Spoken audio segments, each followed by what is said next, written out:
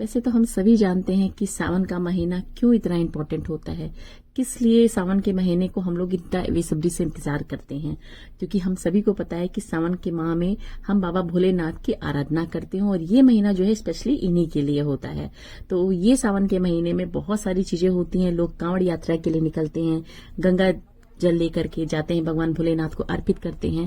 तो इस तरीके से हर जगह कुछ ना कुछ, कहीं रुद्राभिषेक होता है, कहीं महारुद्राभिषेक होता है। इस तरह से छोटी छोटी चीजें हर जगह होती हैं, क्योंकि ये सारी चीजें इस महीने में विशेषता है इसलिए की जाती हैं। पर आज के समय में तो ये सारी चीजें इतनी आसानी से हमें देखने को मिल रही हैं। लोगों के अंदर जागरूकता आ रही है, अपने देश के प्रति, धर्म के प्रति लोगों के जो समर्पण है वो भी दिखाई दे रहे हैं। तो लोग घर में रुद्राभिषेक कराते हैं, कोई शिव चर्चा कराता है, कोई शिव महापुराण का वाचन कर रहा है, कथा कर रहा है। तो इस तरीके से बहुत सारी चीजें इस सावन महीने में होती हैं। तो हेलो फ्रेंड्स, नमस्ते and welcome back to my channel all in one Richa के संग। तो मैं भी आपके साथ कुछ चीजें शेयर करने वाली हूँ। मौसम बहुत अच्छा है, बादल तो आ गए हैं, अब पता नहीं वर्षा करेंगे कि नहीं करेंगे, पर देख के बहुत अच्छा लग रहा था तो मैंने इसे भी कैप्चर कर लिया है। हो सकता है बहुत सारे लोगों को इसको देख के ही राहत मिल जाए कि हाँ, बादल काले काले आए हुए हैं। तो इस तरीके से मौसम तो बहुत अच्छा हुआ है। और आज हम लोगों ने भी प्लान किया है कि हम लोग जो है रुद्राभिषेक करेंगे। और मैंने भी यहाँ पे बैठ करके बहुत सारी फोटोज भी ली, क्योंकि मौसम बहुत अच्छा था।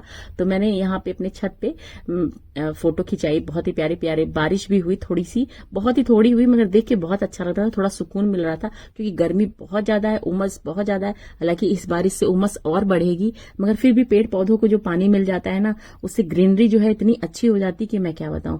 तो जैसे कि मैंने आपसे कहा कि रुद्राभिषेक का बहुत ज्यादा हर जगह लोग रुद्राभिषेक कर रहा है, क्योंकि ये जो पावन पर्व चल रहा है, पावन समय चल रहा है, जो सावन का महीना चल रहा है, तो इसमें भगवान शिव भोलेनाथ को खुश रखने के लिए बहुत सारे लोग जो है कुछ ना कुछ घर में इस तरह से रुद्राभिषेक करा रहे हैं, जलाभिषेक, दुग्धाभिषेक जो है करा रहे हैं। तो अभी मैं भी आई हुई हूँ, मेरे घर के सामने ही है, भैया भाभी हैं, इनके घर में जो है रुद्राभिषेक का कार्यक्रम रखा गया है। और सच में कच्ची मिट्टी से किस तरीके से भगवान भोलेनाथ को बनाया गया है, किस तरीके से सारी का जो विग्रह बनाया गया, देख के, जो पार्थिव शिवलिंग है, देख के बहुत आनंद आ रहा था। तो मुझे भी शाम को पूजा करनी थी, इसलिए मैं आ गई थी देखने के लिए कि किस तरीके से बनाया जाता है। क्योंकि ये सारी चीजें ऐसी होती हैं कि जब हम देखते हैं तभी हम सीख पाते हैं। और आप देख सकते हैं मिट्टी से कैसे नंदी जी को बनाया गया है, माँ गौरी को बनाया गया, गणेश जी को बनाया गया है। तो ये जो हमारे पंडित जी हैं, हमारी इसी सोसाइटी में रहते हैं और ये बहुत ही अच्छा पूजा पाठ करते हैं, बहुत अच्छी तरीके से चीजों को समझाते हैं, बहुत ही अच्छी तरीके से हमारी जो है पूजा संपन्न कराते हैं। हमें कोई भी तनाव नहीं रहता कहीं से हमें पंडित जी को लाना होगा, हमारे पंडित जी हमारे घर में ही हैं। तो इस तरीके से देखिए कितने अच्छी तरीके से रुद्राभिषेक हो रहा है, देख के बहुत अच्छा लग रहा है। क्योंकि जब तक रुद्राभिषेक हुआ है तब तक मैं भी यहाँ पे इन्वॉल्व थी और पूरी तरह से पूरी पूजा को मैंने देखा, जो कि देख के मुझे बहुत अच्छा लग रहा था। क्योंकि हमें भी अपने घर में करनी होती है कोई चीज, तो अगर हम पहले से देखे होते हैं तो हमें ज्यादा टेंशन नहीं होती है।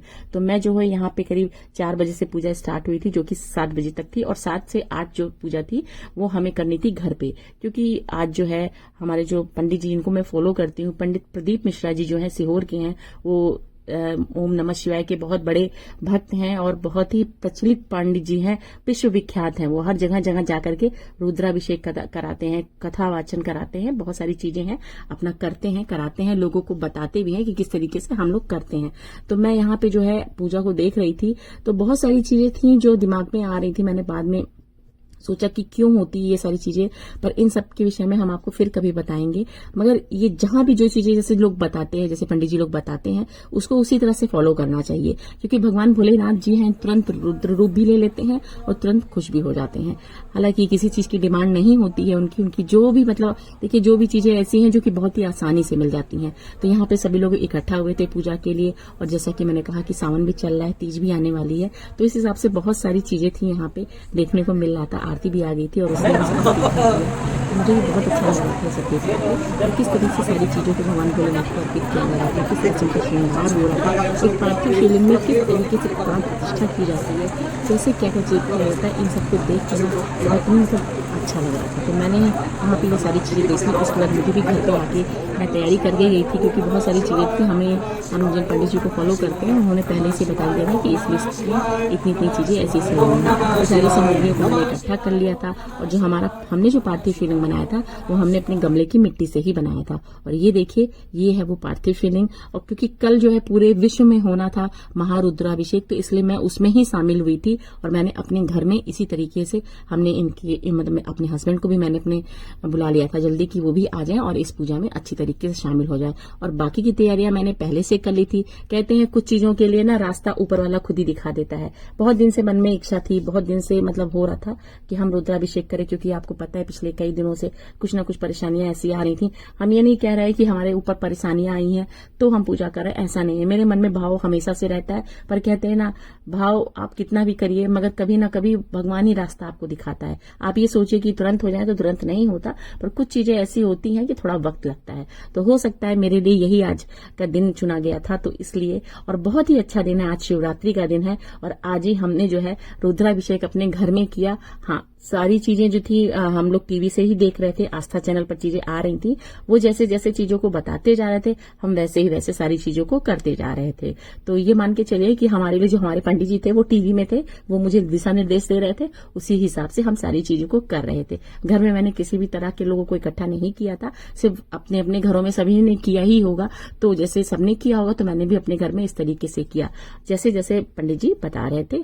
सारी चीजें मैंने पहले से अपनी तैयार कर रखी थी, थाली लगा रखी थी, क्योंकि 20 चीजें ऐसी थी मुख्य जो पूजा में लगनी थी, तो उन्हें मैंने अलग से थाली में लगा दिया था। बाकी बेल पित्र है, शमी के पत्ते हैं, आग का पत्ता, ये सारी चीजों को मैंने अलग से रख लिया था। तो जैसे जैसे हो रहा था हम लोग मिलकर के पूजा कर रहे थे, अच्छा लग रहा था। आप लोग भी आइए देखिए किस तरीके से हमने जो है घर में ही रुद्राभिषेक किया है।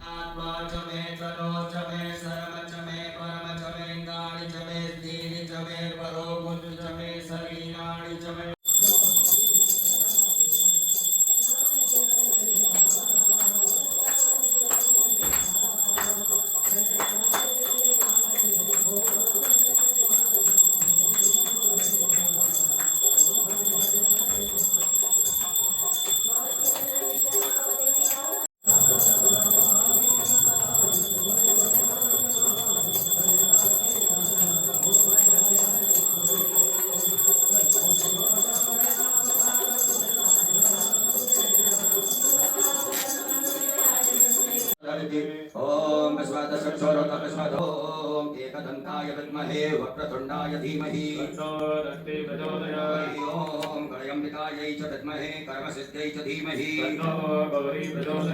ओम तत्पुरुषाय धार्मिका नारियों में विश्व का गौ माता की, भारत माता की, सत्य सनातन धर्म की, आज के आनंद की, परमानंद की, ईश्वर धाम की, भोलेनाथ की, जी महाराज की, सूर्यदेव भगवान की, हर हर महादेव, श्री शिवाय नमः।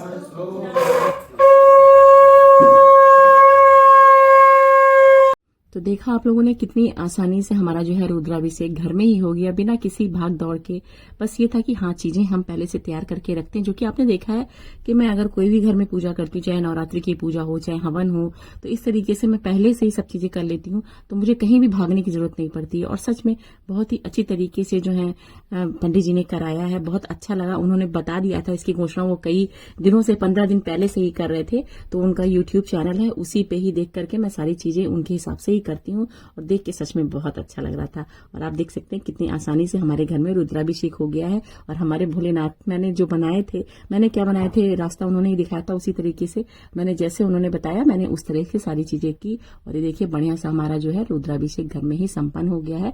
तो आप लोगों ने भी अगर चाहें तो इस तरीके से घर में रुद्राभिषेक कर सकते हैं। सावन का महीना चल रहा है, बहुत ही आसान तरीका है, बहुत ही कम चीजें लगती हैं, ऐसा नहीं बहुत ही बल्क में चीजें लगती हैं, बहुत मात्रा में, बहुत महंगी चीजें लगती हैं, बहुत ही लिमिटेड चीजें हैं। बहुत ही आसानी से आपका जो है रुद्राभिषेक घर में हो सकता है। और आप देख सकते हैं कि किस तरीके से हमने अपने रुद्राभिषेक को संपन्न किया है। जो चीज इतने दिनों से थी वो देखिए मिनटों में ही हो गया हमारा सारा काम। तो आपको कैसा लगा ये व्लॉग जरूर बताइएगा, क्योंकि कल जो थी महाशिवरात्रि थी, इसलिए बहुत जरूरी था ये चीज करना, क्योंकि कई दिन से हम सोच रहे थे। और शिवरात्रि जो इस बार जो पड़ी है वो बहुत ही इम्पोर्टेंट थी और कई वर्षों के बाद आई है, इसलिए इस दिन का जो महत्व था वो एक अलग ही था।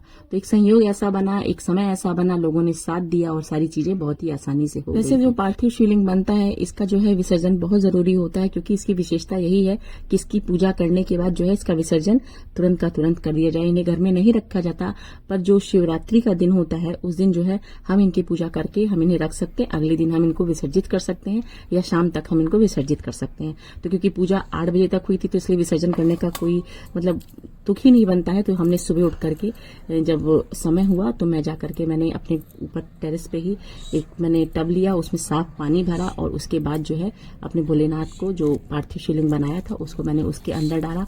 बाकी की सामग्री भी डाल दी मैंने, मतलब सारी चीजें इकट्ठा मैंने इसी में ही समर्पित कर दिया।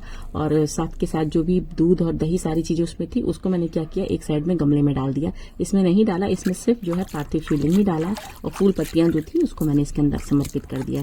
तो ये देखिए कितना अच्छा लग रहा है, क्योंकि ये बहुत सारी चीजें होती है लोग ले जा करके इस तरह से साइड में नाले बने होते हैं उसमें डाल देते हैं। नदी तो नहीं है, नाले जरूर हैं, उसमें ले जा करके इस तरह से भगवान भोलेनाथ की जो पार्थिव शिवलिंग है उसको जो है जा करके उसमें नदी में प्रवाहित कर देते हैं। तो ये मुझे ठीक नहीं लगा, तो मैंने घर में ही अपने इस तरीके से ही जब भी मैं चाहे अभी हरितालिका तीज का व्रत होता है उसमें भी जो भगवान शिव की जो प्रतिमा बनती है उसे भी मैं इसी तरह से घर में जो है जल में विसर्जित करती हूँ और सच में अच्छा भी लगता है।